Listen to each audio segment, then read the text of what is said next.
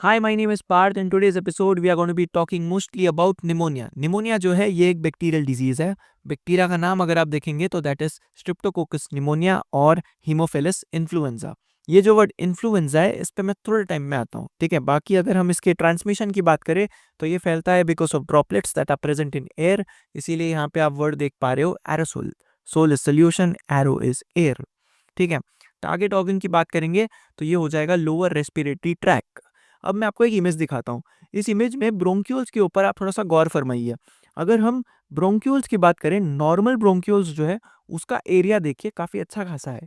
But जब pneumonia होता है तो ये जो ब्रोंक्यूल्स है उसके अंदर ब्लॉकेज देखने को मिलता है. इतनी पीस ऑफ इंफॉर्मेशन याद रखिएगा, आगे सिम्टम्स में काम आएगा. ठीक है, अब बात करते हैं इस वर्ड इन्फ्लुएंजा पे. इस वर्ड पे सबसे पहले तो आप ये वर्ड फ्लू कैच कीजिए. ठीक है, अब किसी भी तरह का फ्लू ले लीजिए आप, bird flu, swine flu, even Covid जो एक टाइप का फ्लू ही था, उसके अंदर ये 3 सिम्पटम्स आपको देखने मिलेंगे.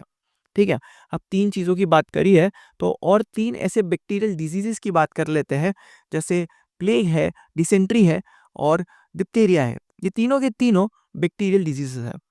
ये नीट पॉइंट ऑफ व्यू से थोड़ा इंपॉर्टेंट है, क्योंकि नीट में कई बारी ऐसा सवाल पूछते हैं, find the odd man out.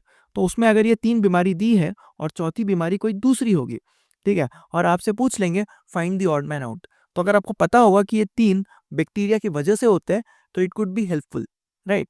बाकी आपके लेवल पे इतना याद रखिए, प्लेग जो है वो होता बैक्टीरिया की वजह से है, फैलता चूहों की वजह से है.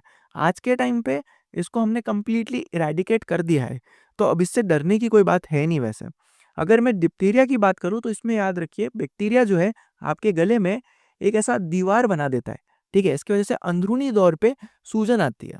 ठीक है, बाकी अगर मैं डिसेंट्री की बात करूँ तो इसमें याद रखिएगा, इसमें म्यूकस जो है वो आपके स्टूल्स के साथ बाहर निकलता है.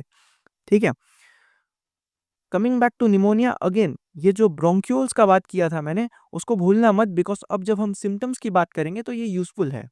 ठीक है, अगेन देखिए, इस चैप्टर में काफ़ी सारी बीमारियां हैं, तो अगर इन बीमारियों को पढ़ना है, रटना is not a good option, right. तो जितना हो सकता है उतना हम लॉजिक अप्लाई करेंगे ताकि कम रटना पड़े.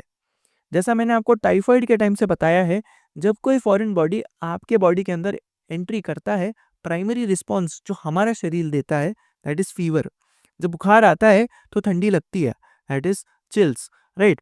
अब इसमें खांसी की बात करनी है. देखिए, इसका जो टारगेट ऑर्गन था वो लोअर रेस्पिरेटरी ट्रैक था, इस वजह से हम खांसेंगे ज़रूर.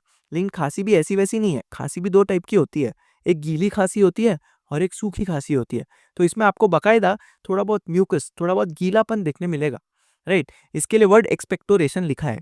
अब जब आप डॉक्टर के पास जाते हो इस गीली खांसी को लेकर के और आप बोलते हो कि कुछ अनयूजुअल सा है, ठीक है, और आप कह भी रहे हो कि गीली खांसी है, तो वो आपसे उसका रंग भी पूछेगा. यानी ये जो म्यूकस वगैरह आ रहा है, ठीक है, अगर उसका कलर ग्रीनिश येलो है तो डॉक्टर का जो डाउट है कि हो सकता है आपको निमोनिया है, ये थोड़ा सा यकीन में बदलेगा. ठीक है, बिकॉज नेक्स्ट सिम्टम भी है. जैसे अगर आप देखोगे, मैंने आपको ब्रोंक्यूल्स की बात करी थी. ब्रोंक्यूल्स जो है, जब उसका डायमीटर इस बैक्टीरिया की वजह से कम हो रहा था बिकॉज ऑफ दैट ब्लॉकेज, तो आपको सांस लेने में दिक्कत होगी बिकॉज ऑक्सीजन का थोड़ा बहुत 19-20 होगा, राइट. अब इसका जो टारगेट ऑर्गन था वो लोअर रेस्पिरेटरी ट्रैक था, इंक्लूडिंग लंग्स, राइट, और लंग्स आपके चेस्ट में ही होते हैं, राइट. तो आपको आपके चेस्ट में पेन होगा. अच्छा, पेन भी ऐसा वैसा नहीं है, ऐसा लगेगा कि आपको किसी ने चाकू मार दिया है. इसको हम स्टैबिंग चेस्ट पेन कहते हैं.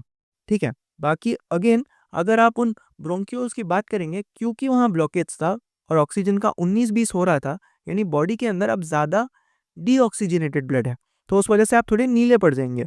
और ये नोटिस करने के लिए आप अपने नोज का टिप या फिर फिंगर्स ये देख पाएंगे. ठीक है, अब इन चीज़ों को कंफर्म करने के लिए डॉक्टर जो है आपको एक एक्सरे करवाने को कह सकता है. एक्सरे पे पैच दिखता है, ठीक है. इसके अलावा वो आपसे आपका ब्लड रिपोर्ट भी करवाएगा. ब्लड रिपोर्ट में CBC, CBC is complete blood count. ठीक है, इसमें अगर डब्ल्यूबीसी का काउंट बड़ा है तो डॉक्टर को अगेन फिर से शक होगा, क्योंकि डब्ल्यूबीसी का काउंट तब बढ़ता है जब कोई foreign body, mostly in this case will be a bacteria, अंदर एंट्री करा है, इस वजह से बढ़ सकता है. ठीक है, अब ट्रीटमेंट में आपको एंटीबायोटिक्स दी जाती है. ठीक है, अब वो एक्सरे की जो बात मैंने करी थी, मैं आपको एक्सरे भी दिखा देता हूँ. तो ऐसा एक पैच दिखता है, ठीक है. सो कहने की बात वही है, पढ़ते रहिए, keep reading, keep rocking and keep making notes, ठीक है, तब जा करके इन वीडियो लेक्चर्स का कोई ना कोई आउटकम आएगा। Thank you.